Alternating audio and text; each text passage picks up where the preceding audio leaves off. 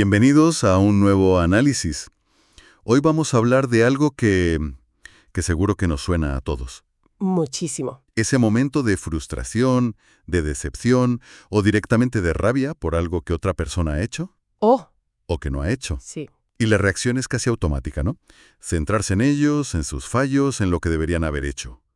Es que es un impulso casi biológico, ¿verdad? El de señalar. Montamos un juicio entero en la cabeza, con pruebas, argumentos y una sentencia clarísima. Culpable. Y ahí nos quedamos dándole vueltas. Exacto.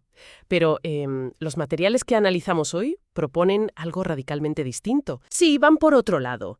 Plantean que ese enfoque, por muy natural que sea, es una trampa, una pérdida de tiempo, de energía. Hoy vamos a explorar una idea, de raíz estoica, de Epicteto, que nos invita a hacer algo que va contra la intuición. Cuando alguien nos ofenda, en lugar de mirar hacia afuera, mirar hacia adentro. Hay una cita de Epicteto en los documentos que es demoledora. Lo resume perfectamente. A ver, Cuando te sientas ofendido por la falta de alguien, vuélvete hacia ti mismo y examina tus propios fallos. Entonces, la ira se extinguirá. uf, Y es vital entender esto bien desde el principio, ¿eh? No se trata de autoflagelarse ni de disculpar al otro. claro, no es la culpa, es mía. Al único sitio donde de verdad puede producir un cambio. Vale, vamos a desgranar esto porque en teoría suena bien, pero choca mucho con la práctica. La primera imagen que proponen las fuentes es muy potente. La ira es un foco apuntado en la dirección equivocada. Es una metáfora muy, muy precisa. Piensa en lo que hace un foco. Ilumina algo con mucha intensidad.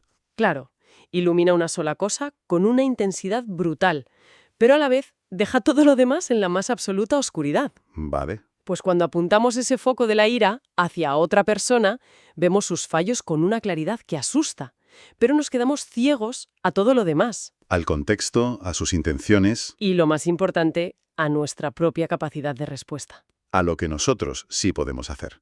Y es agotador mantener ese foco encendido, repasar mentalmente la ofensa una y otra vez, construir el argumento perfecto que nunca vas a decir.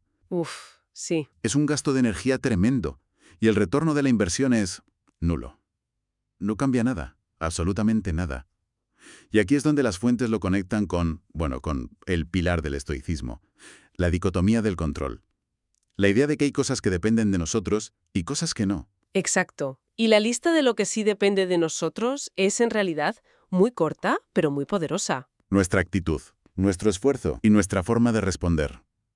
Ya está. La ira, en el fondo, es el intento desesperado y frustrante de controlar lo que es incontrolable, los actos y los pensamientos de otra persona. A ver, aquí me surge una duda importante. Si cada vez que alguien comete un error, yo desvío la atención hacia mí, ¿no corro el riesgo de volverme un poco pasivo? Claro. De aceptar comportamientos que son inaceptables. Podría parecer que estoy diciendo, bueno, la culpa es mía, y eso no siempre es justo. Es la objeción clave, sí. Y las fuentes son muy claras en esto. No se trata de pasividad, se trata de precisión. Precisión. Imagina un cirujano en una operación. No se queja de la enfermedad del paciente, sería absurdo. No, claro. Concentra cada gramo de su atención y de su habilidad en los movimientos de su propio bisturí, porque es lo único que controla y lo único que puede cambiar el resultado. Entiendo. Pues esto es igual. No es decir, la culpa es mía. Es preguntar, ¿cuál es mi bisturí aquí? ¿Cuál es la única acción, precisa y bajo mi control, que puede mejorar esta situación? Vale, entiendo la diferencia. Precisión frente a pasividad. Aún así, sigue siendo un poco abstracto. Cuando estás frustrado, en caliente, ¿cómo se aplica esto? ¿Dan alguna herramienta más visual? Sí, y son dos metáforas que funcionan muy bien juntas. La primera es del escritor Steven Pressfield, Ajá. y es la idea de cubrir tu propio lienzo. Cubrir tu propio lienzo. Las fuentes nos piden que imaginemos a Leonardo da Vinci frente a la pared vacía donde pintará La Última Cena. Pero en lugar de coger los pinceles, se pasa los días enfadadísimo. ¿Y enfadado por qué? Pues furioso porque Miguel Ángel tiene más talento o porque el duque le paga poco. Da igual. ¿O porque el Vaticano le mete prisa? El resultado es el mismo. Exacto. El lienzo se queda en blanco. La obra maestra no nace. Ya. Toda su energía se quema en la frustración por cosas que no puede controlar. Obsesionarse con los lienzos ajenos es la forma más segura de dejar el nuestro vacío. Y esto nos lleva a la segunda metáfora, la de la escalera. La escalera. Imagina que tu gran objetivo, tu obra maestra, está en lo alto de un edificio. Necesitas una escalera para llegar. ¿Lógico? Pues la regla que ponen las fuentes es muy simple.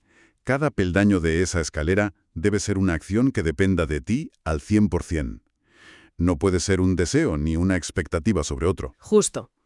Eso cambia las reglas del juego por completo. Porque a menudo en nuestras listas de tareas hay cosas como conseguir que mi jefe me valore más. Claro.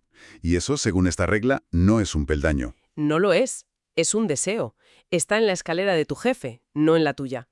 Un peldaño real, algo que tú puedes construir y pisar, sería preparar un documento con mis logros de este trimestre. O solicitar una reunión para presentar mis resultados. Exacto. ¿Ves la diferencia? El foco pasa de la esperanza a la acción que tú controlas. Lo mismo en lo personal. Hacer que mi pareja sea más ordenada. No es un peldaño. Comprar una caja para las llaves en la entrada sí lo es. O tener una conversación sobre cómo nos afecta el desorden. Esos sí son peldaños. Es curioso, mientras lo dices pienso en cuántas veces he puesto en mi lista de pendientes algo que en realidad era un deseo disfrazado de tarea. Es una trampa sutil. Todos caemos. Por eso las fuentes añaden un paso previo, que es fundamental. Merezca la pena. Eso, y que te conozcas a ti mismo. Citan a Pia Nilsson y Lynn Marriott. Al entender nuestras tendencias podemos evitar las malas y explotar las buenas. Si sé que tiendo a la impaciencia, un peldaño de mi escalera debe ser añadir un 20% de tiempo extra a mis planes. Trabajas con tu naturaleza, no contra ella. Y lo segundo, lo que decías, que te apasione el edificio al que intentas subir. Aquí citan a Richard Bach, cuanto más quiero hacer algo, menos lo llamo trabajo. Si odias el destino, cada peldaño es un suplicio. Totalmente. La ira muchas veces es una señal de que estamos intentando subir por la pared equivocada. Vale, tenemos el lienzo y la escalera, pero en el día a día, con el ruido, las frustraciones, ¿cómo mantenemos el rumbo? Es fácil perderse. Para eso, las fuentes proponen una especie de sistema de navegación interno. 2 rosas de los vientos, unas brújulas para orientarnos. Aquí es donde la cosa se pone realmente tangible, me parece a mí. ¿Cómo son esas brújulas? La primera brújula es la de los cimientos físicos y emocionales. Los 4 puntos cardinales son norte, moverse, mover el cuerpo, hacer ejercicio. Este, dieta, comer bien. Sur, felicidad, hacer algo que te guste. Y oeste, calma, buscar silencio, paz. Y el argumento es que cuando la ira nos domina, esto es lo primero que abandonamos, ¿no? Lo primero, dejamos de movernos, nos quedamos en el sofá, rumiando, comemos mal, buscando consuelo rápido. Nos recreamos en la infelicidad y llenamos todo de ruido para no pensar. El texto dice algo que me pareció muy gráfico, que nos perdemos geográficamente en nuestra propia vida. Es que es total. Dejas de habitar tu propio cuerpo. Y no es poesía, es fisiología. La ira es un estado corporal. Cortisol, adrenalina. Claro, y es muy difícil salir de ahí solo con la cabeza. La brújula te dice, antes de intentar resolver el problema ahí fuera, resuelve tu geografía interna. Da un paseo, come algo nutritivo, reclama tu propio mapa. ¿Y la segunda brújula? La segunda es un mapa para una vida equilibrada. Norte es trabajo, en el sentido de vocación, de misión. Este es oración, que puede ser meditación, reflexión. Cualquier práctica espiritual. Sur es descanso, el reposo real, reparador. Y oeste es juego. La inclusión del juego me parece muy interesante. Cuando uno está enfadado por algo serio, jugar parece casi una frivolidad. Y es justo por eso que es tan importante. El juego es el antídoto contra esa seriedad excesiva, contra esa visión de túnel que provoca la ira.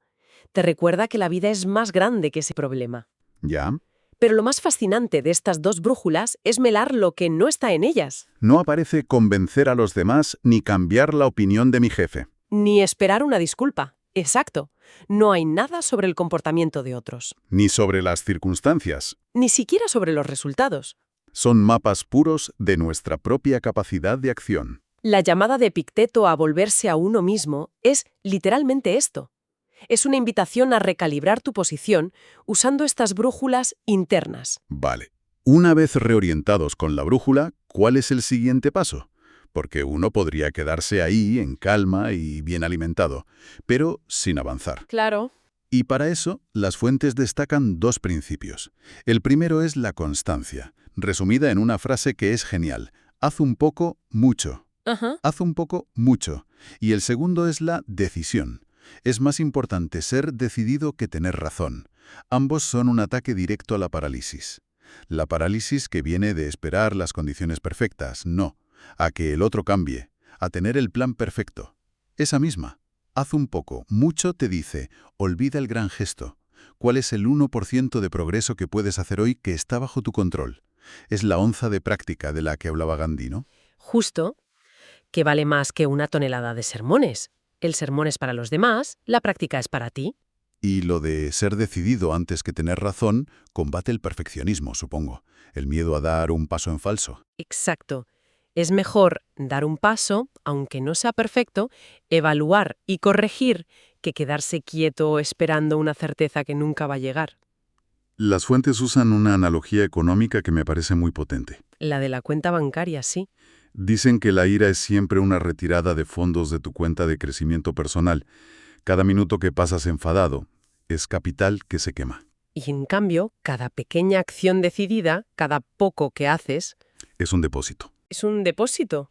Puede que no parezca mucho en un día, pero el interés compuesto de 365 pequeños depósitos crea una riqueza de progreso imparable. Esto me lleva a una de las ideas finales del texto, que me pareció muy importante. Cuanto más poder se tiene, más importante se vuelve el carácter. ¿Por qué esta disciplina interna es especialmente crucial para alguien en una posición de liderazgo? Porque el impacto de sus reacciones se multiplica. Si un empleado junior tiene un mal día y se enfada, bueno, el radio de la explosión es pequeño. Afecta a su entorno más inmediato. Claro, pero si un líder no sabe gestionar su frustración, si no es capaz de distinguir lo que controla de lo que no, se convierte en un agente de caos. Claro. Su ira no examinada se propaga hacia abajo y crea una cultura de miedo, de parálisis, de resentimiento. Piensa en un CEO que se obsesiona con un movimiento de la competencia. A una espiral reactiva. Totalmente. Malgastando recursos en responder en lugar de seguir construyendo su propio proyecto. O sea que el carácter, en este sentido, es como un sistema de contención, un cortafuegos. Es el mejor cortafuegos. Un líder con este carácter absorbe el golpe, se vuelve hacia adentro, consulta su brújula y responde con una acción precisa, no con una reacción visceral. Y esto conecta con la cita de Martin Luther King Jr. sobre el silencio de la gente buena. Ajá. A veces, ese silencio no es apatía. Es parálisis causada por una rabia improductiva. La energía se va en la indignación, no en la acción. La alternativa es esta: canalizar esa energía en construir el siguiente peldaño. Es la diferencia entre gritarle a la tormenta y empezar a construir un refugio. Ladrillo a ladrillo. Exacto. Entonces, si unimos todas las piezas, el mensaje central no es ignorar los fallos de los demás, ni fingir que no nos afectan. En absoluto. El fallo es real. La ofensa es real. No se trata de negarla. Se trata de reinterpretar su función. En lugar de verlo como un muro que nos detiene, las fuentes sugieren verlo como una alarma.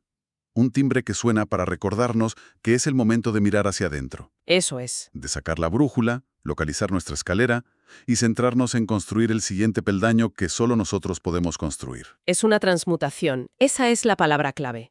El fallo ajeno se convierte en la materia prima de nuestro propio crecimiento. La ira no se extingue porque perdonemos u olvidemos. Se extingue porque hemos encontrado algo mejor que hacer. Se extingue, como decía Epicteto, porque hemos encontrado algo infinitamente más interesante y productivo que hacer con nuestra energía: cubrir nuestro propio lienzo. La ira no solo muere, se transforma en el combustible para el progreso. Dejamos de ser víctimas de las circunstancias. Para convertirnos en los arquitectos de nuestras respuestas. Es pasar de ser reactivo a ser proactivo, en el sentido más profundo de la palabra. Exactamente. Y fíjate, todo este análisis, que se centra tanto en la soberanía individual, nos deja con una pregunta final para la reflexión. A ver, Algo que las fuentes no resuelven, pero que inevitablemente surge. Toda esta filosofía se basa en nuestro lienzo, nuestra escalera. Pero, ¿qué pasa cuando los lienzos están, por diseño, destinados a pintarse de forma conjunta? una familia, un equipo. Una pareja. ¿Cómo se adapta esta filosofía de enfoque radical en uno mismo cuando nuestro éxito es estructuralmente interdependiente del de otros? ¿Hasta dónde llega el poder del individuo cuando la obra es colectiva? Es una pregunta que tiene mucha miga. Sí, es un desafío que lleva todas estas ideas a un nuevo y fascinante nivel de complejidad.